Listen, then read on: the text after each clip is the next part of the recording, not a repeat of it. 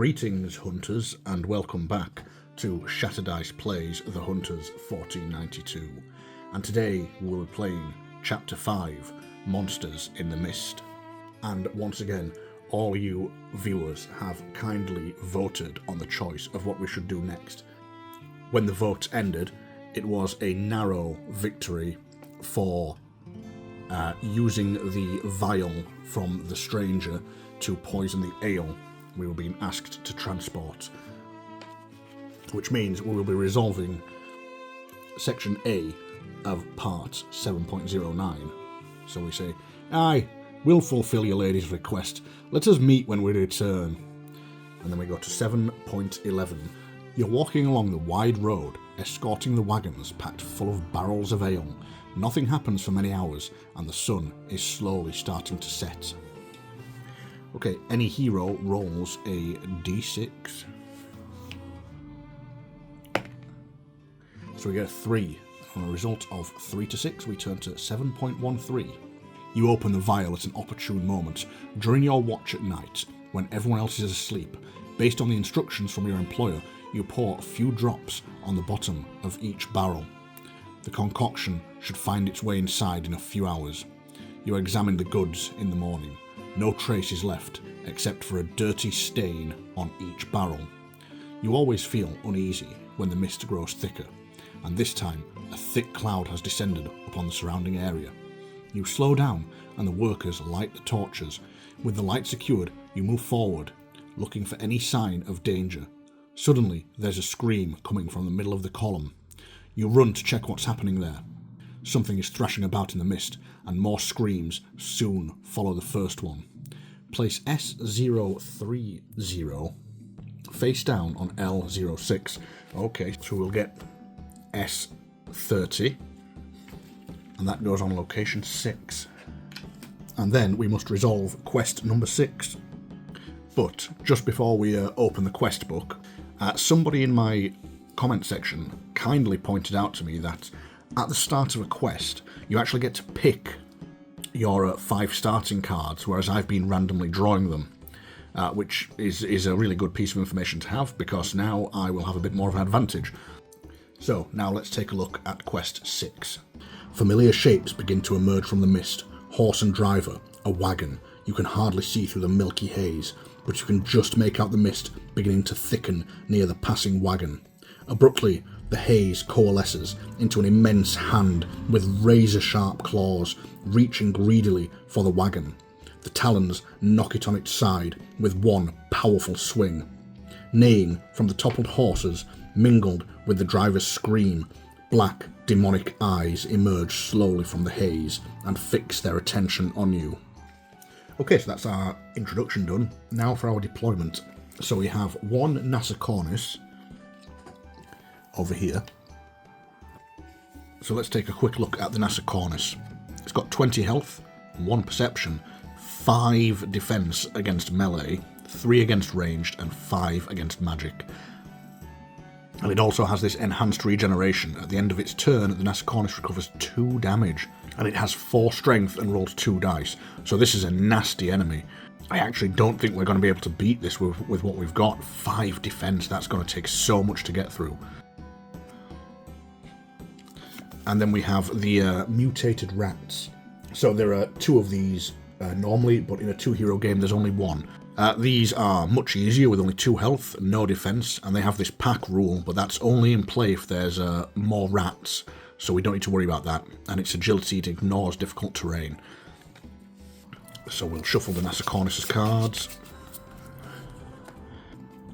and the mutated rats cards. And then while we're at it, we'll shuffle our own character decks. Quest goal. Your quest goal is to flee with at least 3 merchants through the marked board edge before the end of round 8. Special rules. The all-encompassing mist is so thick that all ranged and ranged magic attacks have their range limited to 1 space. Attack targets are chosen by enemies according to normal rules between the heroes and the merchants. At the beginning of round 5 and 7, if the enemies are still undefeated, one of the caravan wagons is destroyed. Remove one of the quest tokens representing the wagons from the board each time one is destroyed. Each destroyed wagon lowers the reward that heroes will get for this quest. The merchants have unique characteristics shown below. So let's take a look at our merchants. Okay, so they have 1 perception, 7 health, 0 defense, no weapons, and their only action is a move 1 or a parting leap of 1. Each merchant rolls 1 die at the beginning of their turn. If the result is 6, they are paralysed by gear. By gear? Okay, I guess maybe they're carrying a lot of equipment, or maybe that's a typo and it's meant to say paralysed by fear. Either way, it doesn't matter, because if the result is a 6, they are paralysed by gear or fear, and cannot perform any action this turn. The merchants may only perform a single move, 1 action, for the whole turn. If they are engaged, they perform a parting leap 1. The players choose the direction of the merchant's move / parting leap. So we'll place our mutated rat up here. And then we're going to use 4 of these bandits to represent our merchants. So we have 1 there, 1 there, 1 there, and 1 there. And then we have our 3 objective tokens to represent the wagons. So we have 1, 2, 3. And then we can place our time token at the start. And of course, finally, we have Wilhelm and Friedrich, who are going to begin here. But we need to get off this board edge. So looking at the objective of this, I don't have to kill the monsters, I just have to escape. So we're going to try and escape as quick as we can. Unfortunately, the merchants move pretty slow. So Wilhelm and Friedrich are going to focus on slowing down that Nassacornis whilst the merchants get to safety. Because I don't think we're going to be able to take out that, it's way too powerful. So, we can begin. Now, the merchants have a perception of 1, and so does the Nassacornis. So, in this instance, I get to decide who goes first between the Nassacornis and the merchants. And I'm going to have the merchants go first. So each merchant needs to roll a die. And if they roll 6, they can't move.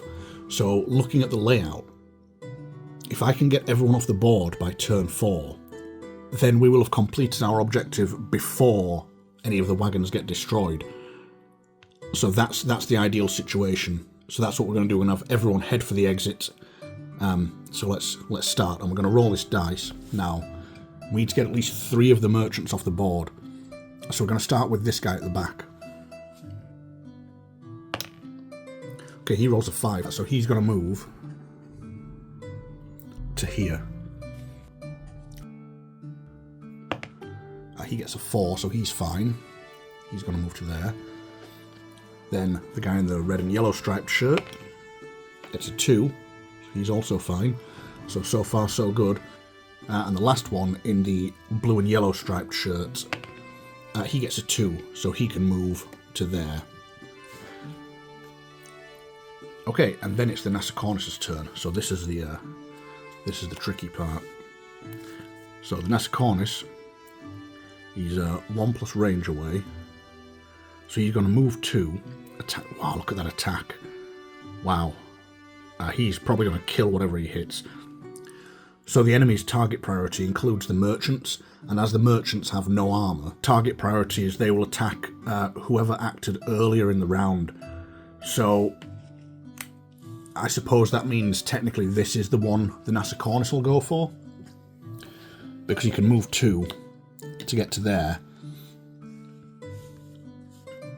And then he's going to do this huge attack against this guy. So it's an attack 4. So he's going to be rolling 2 dice, and he adds 4 to the result. And remember, these merchants, they have no armour, no defence of any kind, but 7 health. So he gets a 4 and a 6. So he smashes this merchant for 5 damage.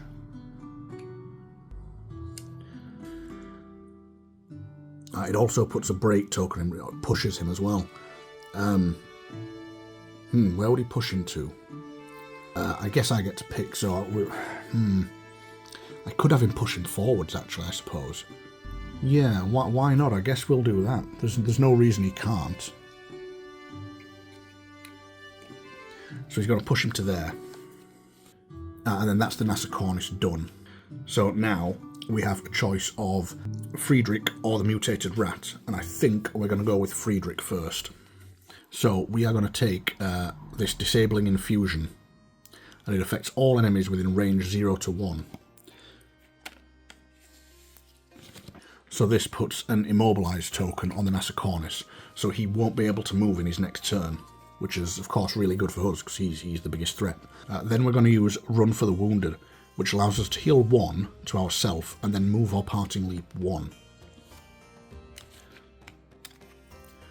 So Friedrich heals himself up to 6 health, and then he moves 1. Okay, and then it is the mutated rat's turn. So we draw its card. It's going to move 1 and attack 2. So it makes sense that it will go for this guy, because he's the closest. So it moves into his space, and it attacks him for 2. And the mutated rat rolls 1 die, and has a strength of 1.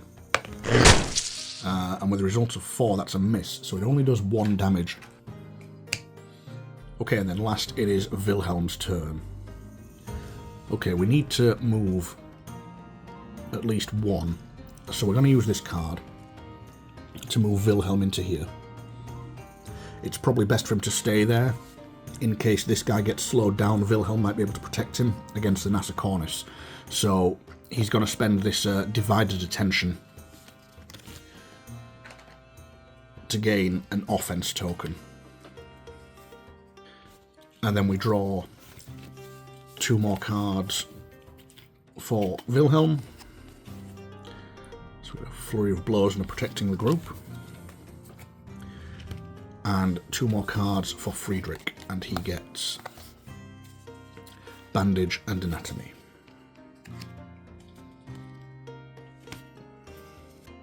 So we go on to turn 2.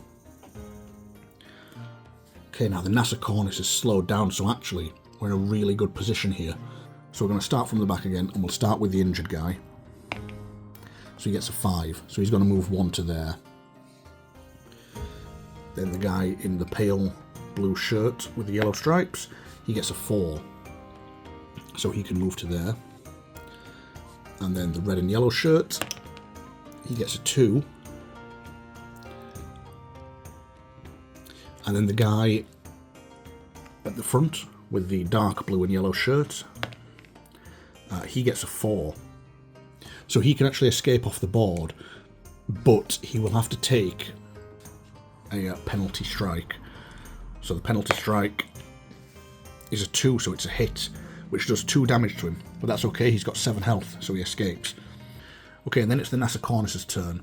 Now the NASA Cornice can't move this turn, so we draw its card, and we find there's no one in its space for it to attack. It can't move, so basically we've succeeded in getting it to do nothing. But we take the immobilized token off of it. And then it is going to be Friedrich's turn. Okay, the first thing Friedrich will do is he will use Anatomy to heal 2 onto Wilhelm.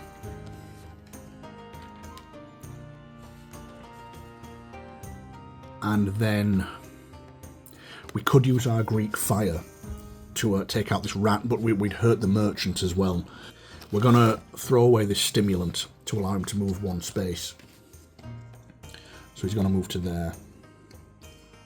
Then it's the mutated rat's turn. So the rat is going to attack 1 and poison this this merchant. Oh, he gets a 1. And then a 5. So he does 2 damage to this merchant and poisons him. And then it's Wilhelm's turn. We're going to throw away Precise Blow to move 1 space. Then we're going to use Protecting the Group to move another space and attack this rat. So we use our longsword and we get to roll 3 dice and we get our strength of 2. And we get +1 accuracy for the longsword, so we need 3s to get successes. So we got a 2, a 3 and a 6. So that's 2 successes, plus the 2 is 4. The giant rat, or the mutated rat should I say, only has 2 health, so it is defeated. And then we draw back up to our hand, so we get, for Wilhelm, a pummel and a precise blow. And for Friedrich, we get a left swing and another left swing. And then we go on to round 3. Let's try and get these guys moving.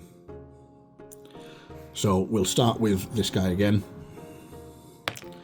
He gets a 5, so he has almost escaped. Then we'll do this guy. He gets a 5. And then we'll do this last one here to see if he can escape. He gets a 2, so he actually escapes, which means he would take damage from the poison. That would put 1 wound onto him, but it doesn't matter because he's escaped. Okay, now unfortunately it's the Nasicornis' turn. So this Nasicornis, he's going to move 2 and attack 4 and do all that. And unfortunately the only person in range of him is Friedrich.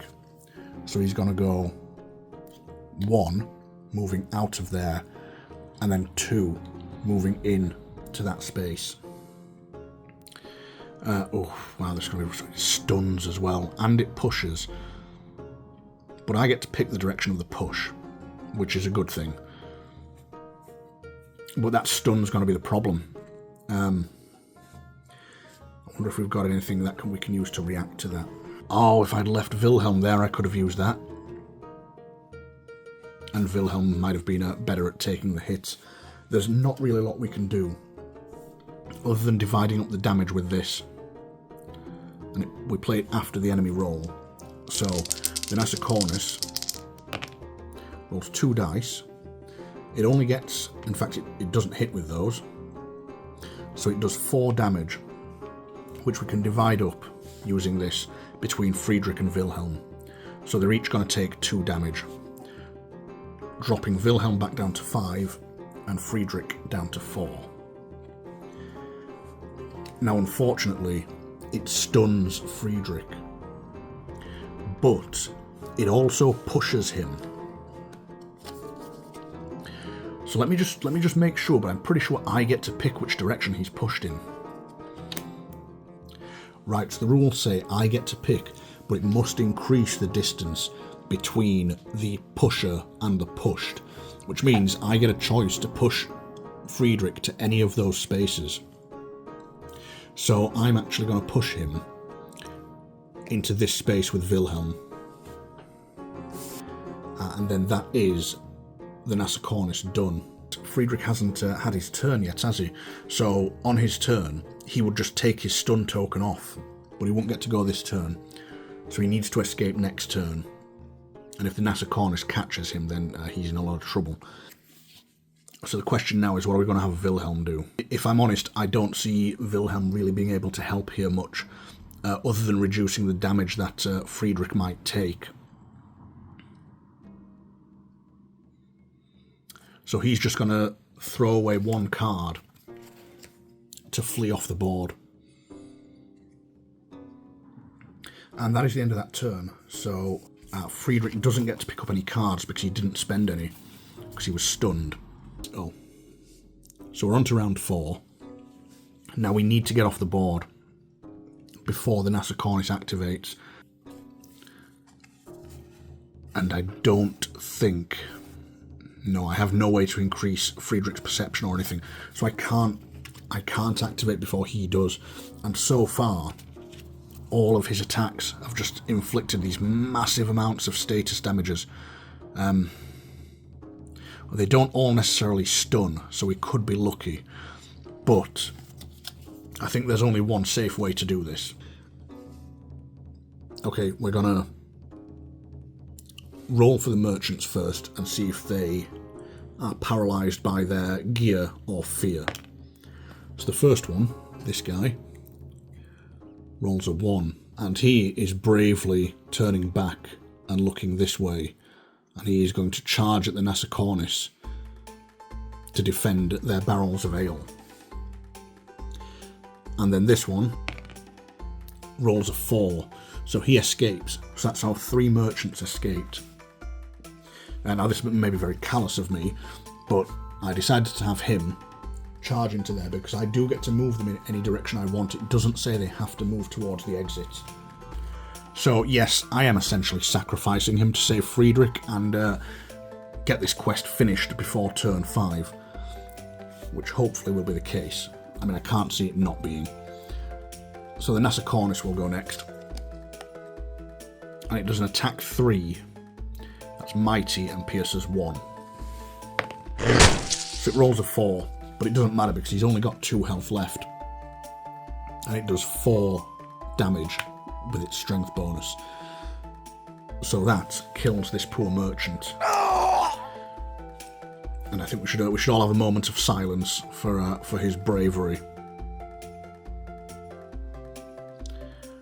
His valiant bravery as he sacrifices himself to the evil demonic Nasa Cornice so that we all may escape.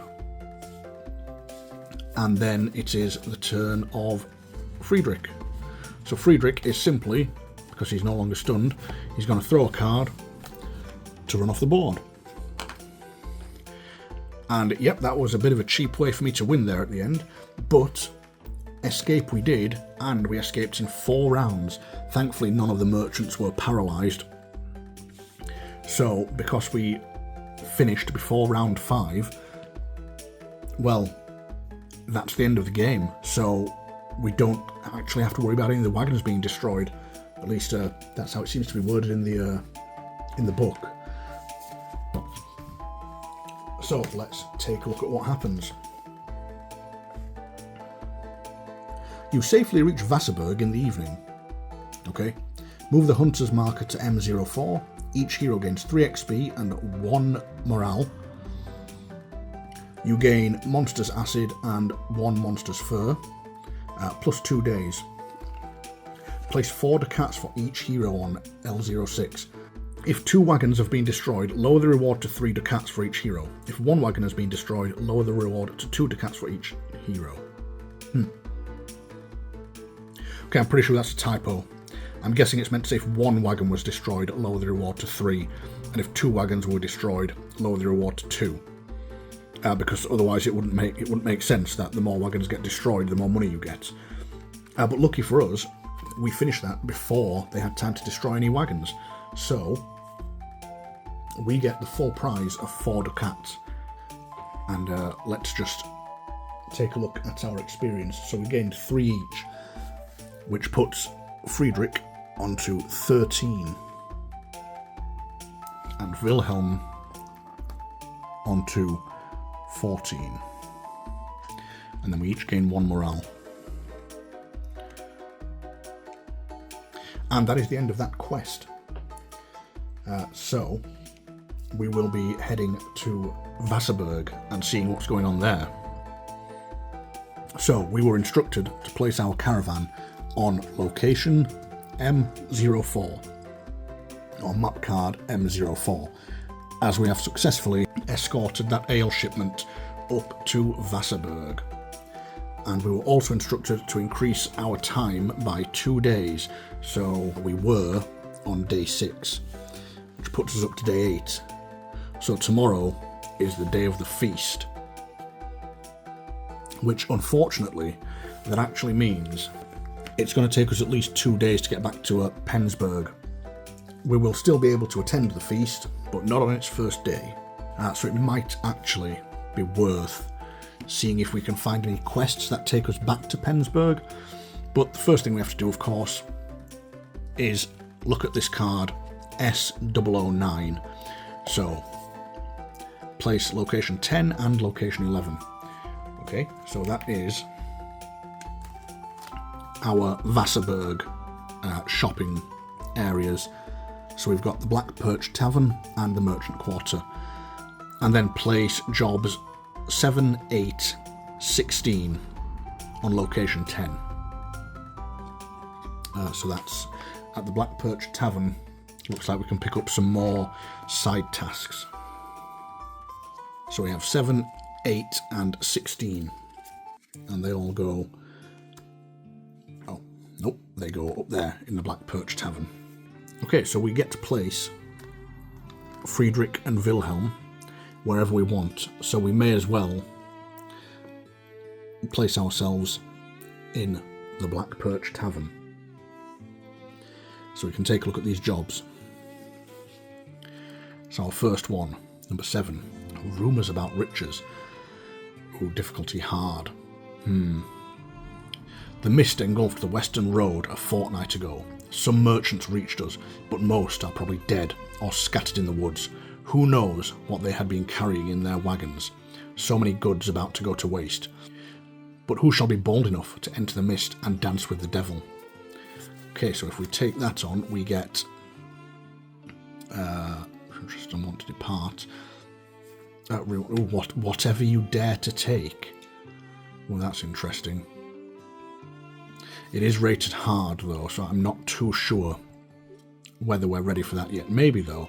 That's an intriguing goal. Whatever you dare to take. So I'm guessing there might be a lot of loot in that one. And we are quite low on everything. The beekeeper. I shall pay anyone willing to kill the beast eating my honey. It's destroying my beehives and chasing away the farmhands. Ollie, the beekeeper. And that's easy. If you're interested and want to depart, place S21. Face up on M03. Each hero will receive 2 flowers and 2 apples, or 2 fruits as a reward. That might be quite good for making potions and stuff later. But we don't really have too much use for those at the minute. We haven't upgraded our wagon to be able to do much like that just yet. Oh, then ingredients, so this one's also hard. Volunteers for night work at the local necropolis wanted. Caution, dexterity, composure, and strength of mind in high demand. Well, we don't really have very good dexterity. If strength of will is the mind stat, then Wilhelm is definitely lacking there. But what would we get for that? If you're interested and want to visit the doctor's workshop, 59.01. Oh, and the reward would be 6 ducats each. Ooh, that's a tempting reward. That's a lot of money.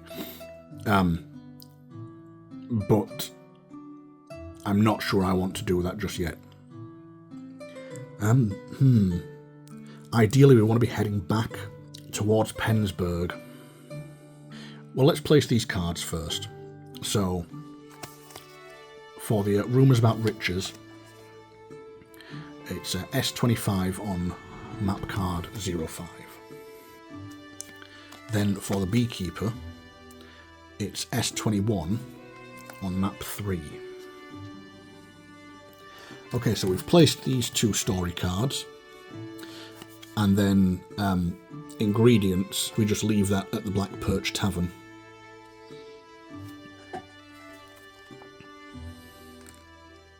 Now, unfortunately, not only do we need to go back to Penzberg for our meeting with the Duke for the feast, but we also need to go back there to collect our reward, so I can't even really buy anything here. So unfortunately, that has taken us away from Penzberg. Rather annoyingly, we're going to have to waste some time travelling back there. So we're going to head back to the world map. I don't think there's anything else to do right now in the streets of Vassberg. But we have got these 2 new quests that we can pick up at some point. Now, one of the things we haven't seen yet is, if you notice here, we've got a little anchor in Vassberg, and that's because it's a port town. Now, when you're in a port town, you can travel by river, and that allows you to spend 1 day to travel to any other port town. Unfortunately, none of the other locations we've revealed yet is a port town. So the question is, how do we go about getting back here? We can go the quickest route, or we can explore a little bit. But we haven't really got anything of use anywhere else. So I think we're just going to take the fastest route back to Penzberg. So that's 1 day's travel, putting us up to day 9. Which means both token B and A are removed.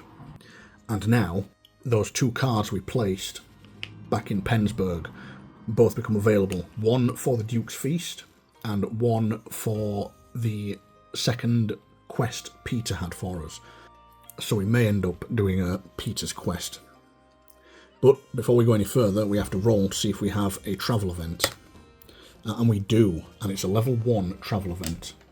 So we draw from the bottom of our event cards, and we have Bloodbath.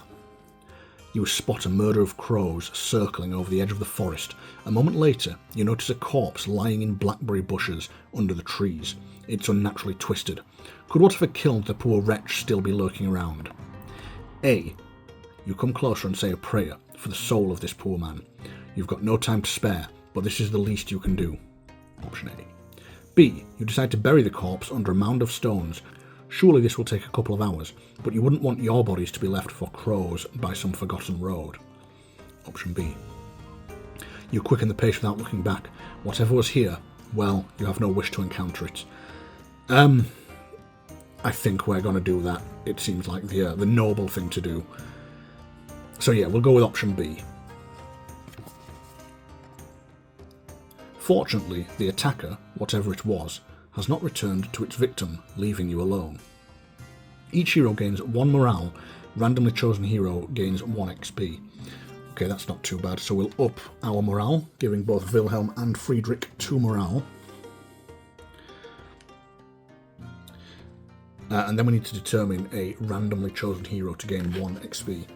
So, on a 1, 2 or 3, it'll be Friedrich. On a 4, 5 or 6, it's Wilhelm. And it's a 5, so it's Wilhelm. Putting Wilhelm up to 15 experience. We're actually going to spend some of that pretty soon, I think. Because we're getting quite a bit of experience and we haven't spent any of it yet. And then we spend another day, so we're now on day 10. And then we head to Penzberg, which costs us another day, putting us on day 11. And of course, we have to see if we get another road event. And we don't this time. So we head into Penzberg, and Friedrich and Wilhelm can start wherever I want them to. But I think they are going to start right down here at location 6, because that's where their reward is. And as you can see, we've got a lot of stuff down here.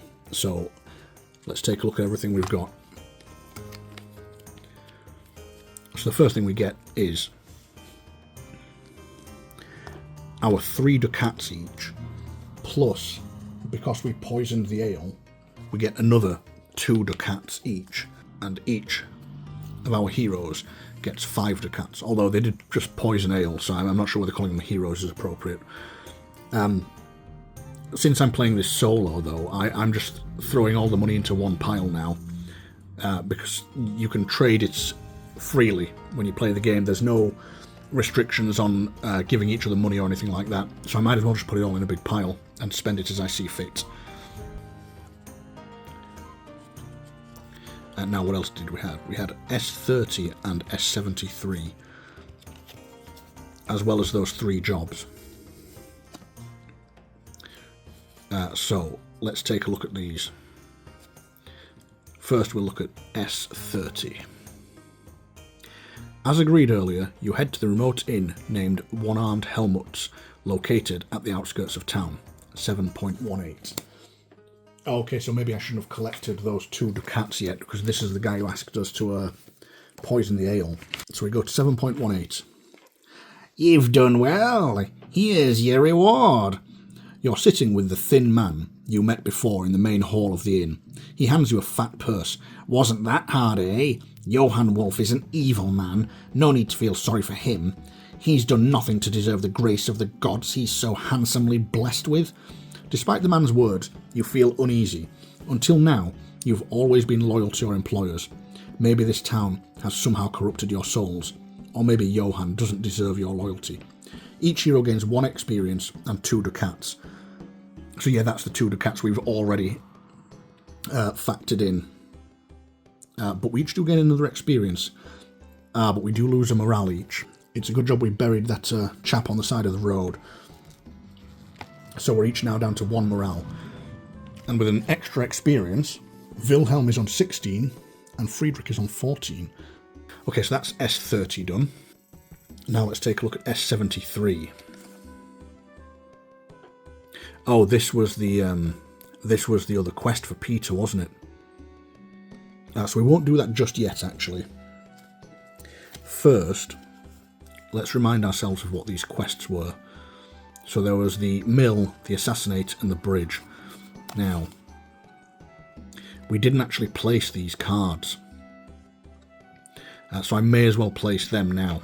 So we have S23 on map card 9.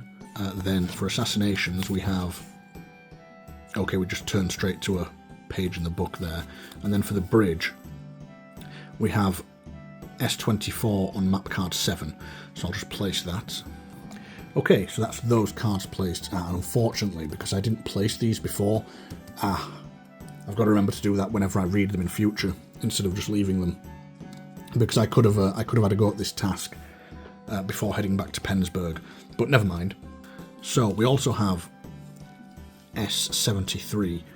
I think I'm going to go to the Duke's Feast before I resolve that. So we are going to head up towards the Duke's Castle. So now we are up at the Duke's Castle and we need to see if we have a city event. And we do. So our city cards we draw from the bottom and we have street performers. A huge crowd is gathering in the square ahead. People are laughing and shouting in disbelief. You elbow your way toward the front to see what all this is about. Over the heads of the spectators, you see a troupe of young performers entertaining the mob. One of them is breathing fire like a dragon. Another one walking on long sticks attached to his legs. Yet another one conjuring all kinds of miraculous things out of thin air. You stop for a moment, enchanted by the show. Okay, randomly chosen... Oh god, we can't even do that. We fail no matter what. Yeah, because the highest you can roll on the yellow die is a 3, and we've both got a perception of 0, so it doesn't matter, there's no point even rolling. But it does say here, if the test is passed, or you have the mark as Peter's friends, which we do have Peter's friends, so flip the card and do option A. The troupe is truly great to behold, such grace, such nimbleness, the world keeps surprising you. You return to your duties after the show in much better moods. Ooh, nice, so we each gain another morale and an experience. Wow, we've actually racked up a lot of experience here, and we're back up to 2 morale. So Wilhelm is now on 17, and Friedrich is on 15. So we're doing really well there. I think I'm probably going to level up before we go on our next quest. But first, it's time for us to attend this feast. Well, I hope you all enjoyed that. Thanks so much for watching. And if you enjoyed this, then please do like, subscribe, all the usual YouTube stuff. And I will see you in the next one. Bye.